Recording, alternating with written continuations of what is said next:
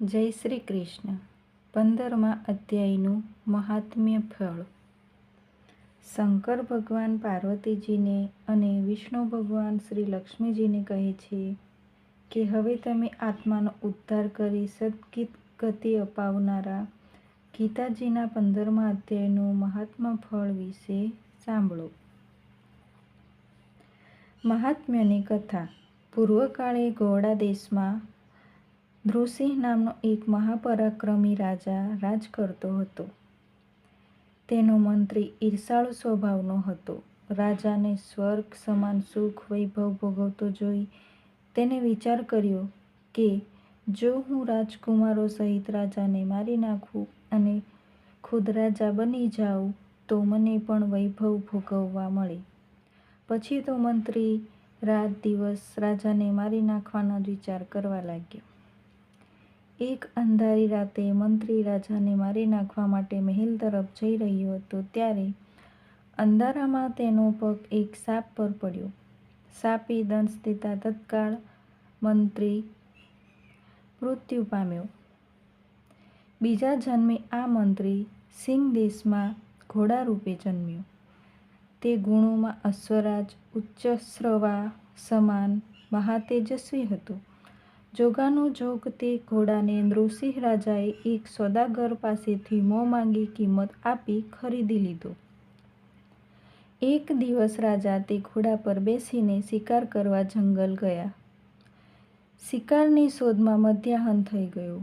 શિકાર ન મળવાથી નિરાશ થયેલા રાજા ભૂખ તરસથી વ્યાકુળ બની ગયો. ત્યાં જ તેની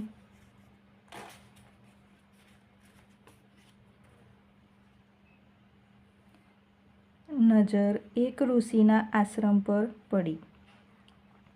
રાજાએ ત્યાં જઈ પાણી પીધું. તેના મુખ પરનું તેજ જોઈ ઋષિ જાણી ગયા કે આ કોઈ રાજકુળનો છે અને ભૂખ્યો છે. ઋષિએ રાજાને ભોજન કરાવ્યું અને આશ્રમમાં જ આરામ કરવા જણાવ્યું. રાજા આડા પડખે થઈને આરામ કરવા લાગ્યો. દર્ભશૈયા પર તેને ઊંઘ ન આવી એટલે દિવાલ પર લખેલા ગીતાજીના 15મા અધ્યાયનો પાઠ વાંચવા લાગ્યો. આ પાઠ તેને બહુ ગમી ગયો. તેથી વારંવાર વાંચીને યાદ કરવા લાગ્યો. 8-10 વખત વાંચતા તેને આખો પાઠ મોઢે થઈ ગયો.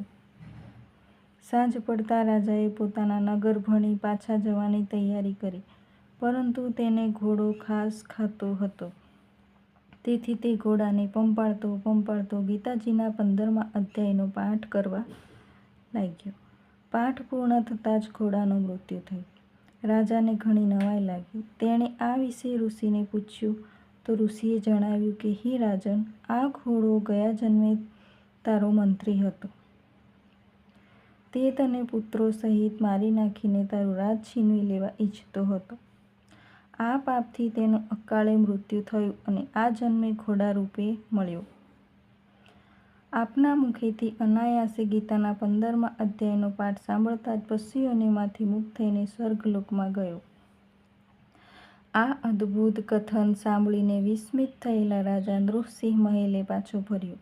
મોટા રાજકુમારનો રાજ્યાભિષેક કરી રાજા સિંહાસન પર બેસાડી તેને રાજા તરીકે જાહેર કર્યો. ત્યારબાદ રાજા નૃસિંહ ગીતાજીના 15મા અધ્યાયનો નિત્ય પાઠ કરવા લાગ્યો. આ પાઠના પુણ્ય પ્રતાપે તે મૃત્યુ પછી વૈકુંઠ લોકમાં પામ્યો. જય શ્રી કૃષ્ણ. રાધે રાધે.